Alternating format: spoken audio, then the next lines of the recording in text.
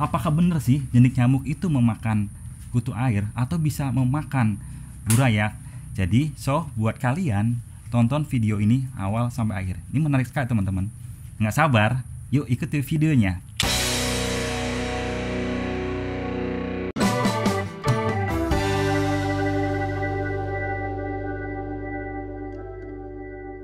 Berjumpa lagi Tirta Warta. Masih ngebahas ikan hias. Kali ini cupang yang akan kita bahas. Cupang memiliki dua segmentasi dalam budidaya. Ada pembenihan, ada pembesaran. Dan kali ini saya tidak akan membahas tentang teknis bagaimana caranya berbudidaya ikan hias, bagaimana caranya memijahkan ikan hias. Bukan itu yang saya akan bahas, karena kalian akan banyak referensi dari video-video lain. Yang saya akan bahas yaitu tentang pakan alaminya. Pakan alami yang sering digunakan budidaya cupang, yang pertama biasanya moina atau sering kalian sebut kutu air. Terus dapnia, jentik nyamuk, cacing sutra, dan bloodworm. Dan pakan alami tidak semuanya baik. Dari apa yang saya sebutkan tadi ada empat pakan alami yang saya sebutkan tadi. Ada salah satunya dia juga bersifat seperti patogen atau parasit. Dia bisa memakan ikan yang kita pelihara yang memiliki ukuran lebih kecil daripada jentik nyamuk. Ya, jentik nyamuk yang akan kita bahas. Saya akan memberikan suatu ilustrasi kepada kalian bahwa jentik nyamuk ini bukan hanya bersifat sebagai pakan alami, jadi juga dia bersifat sebagai kompetitor ikan yang kita pelihara. Contoh ya, ikan yang kita pelihara adalah cupang. Cupang memiliki burayak dengan ukuran yang lebih kecil dibandingkan jentik nyamuk. Jadi pada video ini saya akan membuat suatu ilustrasi kalau si jentik nyamuk itu juga dia bisa memakan hewan yang memiliki ukuran lebih kecil dibandingkan dirinya. Nah, dan di sini bukan bukan burayak yang kita ambil sampel atau yang menjadi satu bahan percobaan kita, tapi itu kita menggunakan kutu air. Karena saya berpikir bahwa ukuran kutu air dengan ukuran burayak tidak jauh berbeda. Malah ukuran burayak lebih kecil dibandingkan kutu air. Dan mudah-mudahan dengan video ini akan membantu kalian menjadi suatu bahan referensi. Apakah benar sih jentik nyamuk itu memakan kutu air atau bisa memakan burayak? Jadi buat kalian tonton video ini awal sampai akhir. Ini menarik sekali teman-teman. Nggak sabar, yuk ikuti videonya.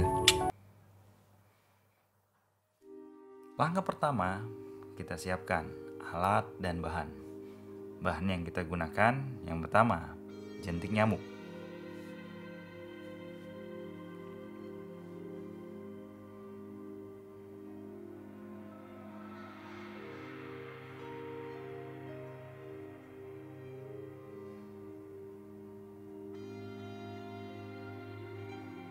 Bahan yang kedua, kutu air atau moina.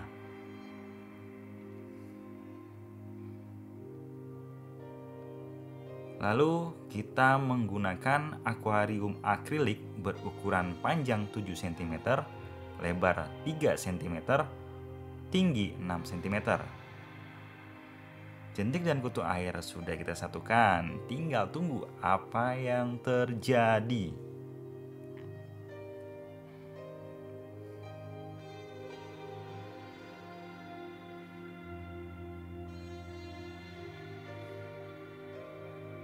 Oke, kalian bisa lihat. Sudah ada sebagian jentik yang memakan kutu airnya. Eksperimen ini saya menggunakan jentik dan kutu air dengan jumlah yang cukup banyak, sehingga jentik nyamuk melakukan aksinya tidak terlalu aktif dan dikatakan pasif. Dia hanya bisa mengejar si kutu air, lebih banyak menunggu. Kalian belum tahu, mudah-mudahan dengan video ini bisa menjadi informasi.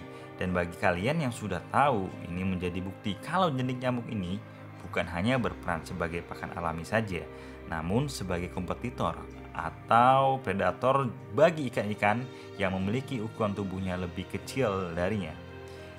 Ini hanya sebagian informasi ya, bahwa lihat,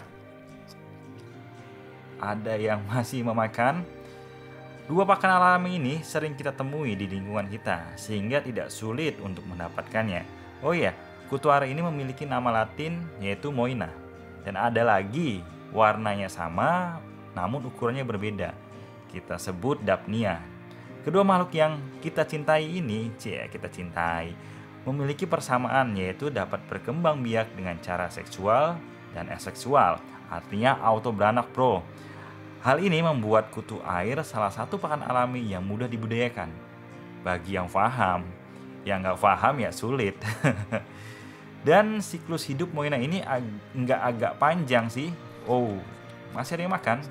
Cuman 2 minggu atau 13-14 hari dengan daya telur per harinya sekitar 30-40 telur. Nah, untuk jentik nyamuk, ini salah satu hewan metamorfosis dengan ukuran dewasa yang sering kita sebut nyamuk. Dan hewan metamorfosis yang bersifat predator yang hidup di dua alam, bukan hanya jentik saja. Ada capung, katak, dan lainnya. Daya telur dari nyamuk dewasa sebanyak 100-300 telur yang diletakkan di permukaan air dengan ukuran 0,5 mm. Jentik sampel ini masih dalam bentuk larva loh. Setelah berkembang ya, itu masuk ke fase pupa atau yang sering kita sebut jentik helm. Setelah itu bisa berubah menjadi nyamuk. Dan sejauh ini kita bisa melihat ya, jentik masih aktif memakan kutu air. Oh ya, lihat ya, masih aktif. Walaupun sebagian ada yang diam, kalau kita lihat jentik ini memakan mangsanya dengan cara menggigit selayaknya serangga ya, bukan langsung ditelan. Tadi sempat melihat sebagian kutu air juga sempat melepas dari gigitan jentik, namun bukan berarti si kutu air ini bakalan lolos dari kematian. Pastinya tubuh si kutu air terluka, sehingga dari luka itu akan menimbulkan kematian. Dan di sini saya juga akan menjelaskan sedikit tentang morfologi dari bagian-bagian tubuh dari jentik nyamuk ini. Ya, oke, bisa kita lihat ada kepala, ada perut, ada dada, dan sipon. Nah, pasti kalian banyak bertanya, apa itu sipon? Ya, sipon ini adalah alat pernapasan dari jentik nyamuk yang mana sipon ini berfungsi sebagai selang untuk mengambil oksigen di udara lepas. Ya, gimana? Sudah menonton? Jadi benar teman-teman bahwa sangat berbahaya sekali jentik nyamuk ya. Jadi kalian yang menggunakan pakan alami untuk pemberian cupang ya, menggunakan jentik nyamuk dengan ukuran lebih kecil daripada jentik nyamuk itu sendiri, hati-hati. Dan bagi kalian juga yang memiliki kultur budidaya Moina atau kutu air, diperhatikan ya. Dipastikan media budidaya kalian aman dari nyamuk itu untuk bertelur di media tersebut. Dipastikan hati-hati bagi kalian. Dan mudah-mudahan video yang tadi saya tampilkan itu menjadi satu bahan referensi untuk kalian. Tunjukkan video ini kepada teman-teman kalian yang masih ngeyel ya. Kalau misalkan ada yang berargumen bahwa jentik nyamuk itu aman untuk burayak, itu salah. Sebaring teman-teman, tunjukin ke teman-teman bahwa jentik nyamuk itu sangat berbahaya sekali untuk burayak cupang kalian. Jadi teori bahwa jentik nyamuk itu akan memakan burayak cupang atau kutu air itu terbukti. Baik teman-teman, itu yang bisa saya sampaikan. Mudah-mudahan membantu kalian dalam melakukan budidaya ikan cupang. Dan jangan lupa subscribe channel Tirta Warta. Apabila video ini bermanfaat untuk kalian, bagikan ya ke teman-teman kalian. Dan jangan lupa isi kolom komentar apabila kalian punya pengalaman seperti video tadi. Oke, sampai ketemu di video selanjutnya. Ciao.